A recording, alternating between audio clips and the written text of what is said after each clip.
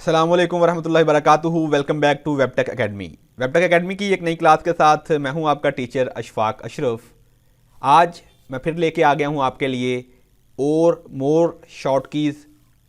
पिछली क्लास में हमने 10 शॉर्ट कीज़ देखी थी, जिसमें हमने शॉर्ट कीज़ के ज़रिए अपने डॉक्यूमेंट को फास्टली एडिट करना सीखा था।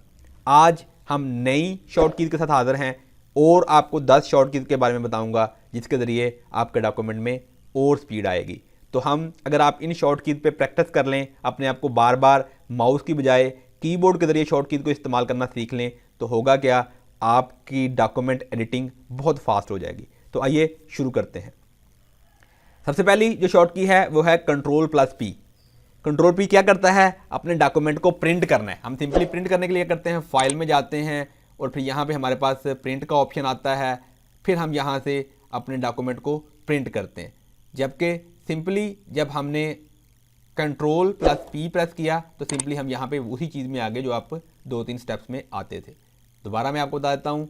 सिंपल आपने क्या किया, फाइल में गए और प्रिंट के ऑप्शन पे क्लिक किया तो आप यहाँ पे आते हैं। ठीक है, यहाँ से आपको प्रिंटर की सारी सेटिंग्स को मिल जाती हैं। या फिर सिंपली आप क्या करते हैं, Ctrl+P, दैट्स इट, बूम। उम्मीद है आपको मज़ा आ रहा होगा शॉर्ट कीज़ के जरिए। अब Ctrl+N है।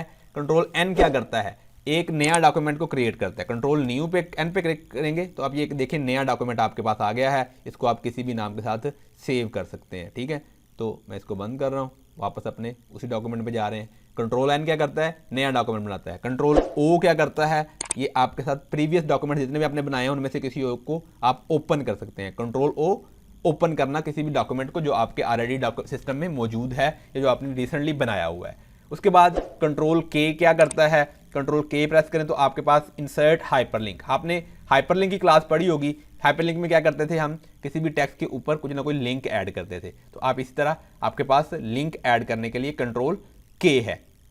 उसके बाद हमारा नेक्स्ट शॉर्ट की है वो है Ctrl+R। अगर मैं इस पैराग्राफ को सिलेक्ट करूं तो इस वक्त ये लेफ्ट अलाइन है। मैं Ctrl+R करता हूं तो ये राइट अलाइन हो जाता है। इसके बाद हमारा नेक्स्ट शॉर्ट की है Ctrl+E। ये क्या करता है, सेंटर अलाइन करता है। उसके बाद हमारा Ctrl+L है, ये लेफ्ट अलाइन करता है।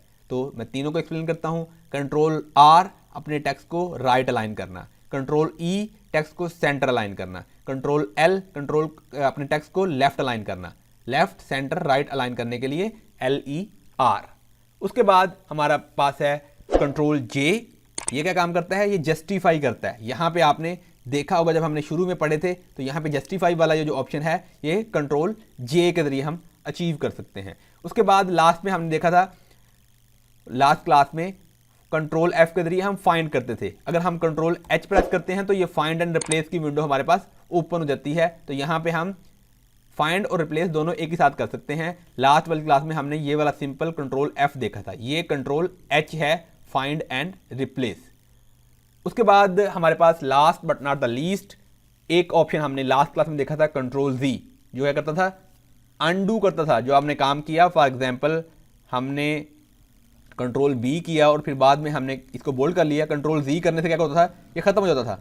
अब हम इसके जरिए नेक्स्ट ऑप्शन है हमारा Ctrl+Y। Ctrl+Y क्या करता है, आपके काम को रीडू करता है। अनडू और रीडू में फर्क क्या है, अनडू जो हमने पिछली बार काम किया था उसको खत्म कर देना, रीडू वही काम को बार बार करते रहना। मैं इसको क्या करता हूं, इसको मैंने इसका साइज मैंने कर दिया 20।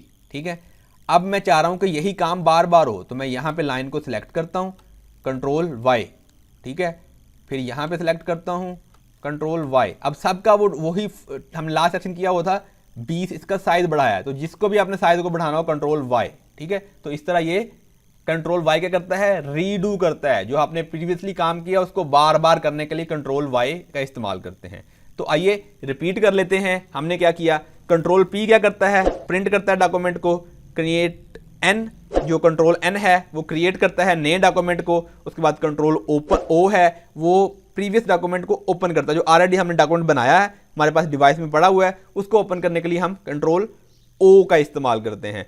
फिर Ctrl+K है जो कि इंसर्ट करता है हाइपरलिंक को आपके डॉक्यूमेंट के अंदर। फिर हमारे पास 3 ऑप्शन थे, Ctrl+L, Ctrl+E, Ctrl+R। Ctrl+L left align के लिए, Ctrl+E सेंटर अलाइन के लिए, Ctrl+R राइट अलाइन के लिए। उसके बाद है कंट्रोल जे जस्टिफाई टेक्स्ट करने के लिए, उसके बाद कंट्रोल एच है फाइंड एंड रिप्लेस वाली विंडो को ओपन करने के लिए, last but not the least control Y to redo the last action, आपने जो पिछला एक्शन परफॉर्म किया उसको रीडू करने के लिए। उम्मीद है आपको आज की ये शॉर्ट की वाली क्लास पसंद आई होगी।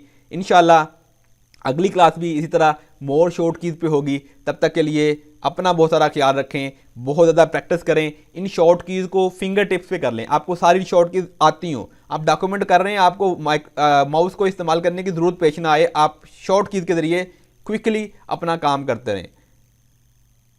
तो याद है पिछली बार क्या कहा था? हाँ, लाइक कर दें वीडियो को, शेयर करें दोस्तों के साथ। ये बड़ी अहम इंफॉर्मेशन है जो कि हर किसी को पता होना चाहिए जो कि माइक्रोसॉफ्ट वर्ड इस्तेमाल करता है अपने सिस्टम में। और हाँ, चैनल को सब्सक्राइब कर लें यार, बहुत कम सब्सक्राइबर्स हैं। चैनल को सब्सक्राइब करें और बेल आइकन को भी दबा लें। नई वीडियोज़ आ रही हैं बहुत जल्दी जल्दी, तो आपको मिलती रहेंगी। अगली वीडियो तक के लिए अपना बहुत सारा ख्याल रखें, कोशिश करें आपकी वजह से दूसरों की ज़िंदगी में आसानी पैदा हो। अगर आपकी बात, आपका कोई काम किसी दूसरे के चेहरे पे मुस्कुराहट ला रहा है तो यकीन करें आपके दिन का वो सबसे बेस्ट काम है। खुश रहें, खुशियाँ बांटें। अगली क्लास तक के लिए इजाज़त दीजिए, फिर मिलते हैं मोर शॉर्ट कीज़ के साथ।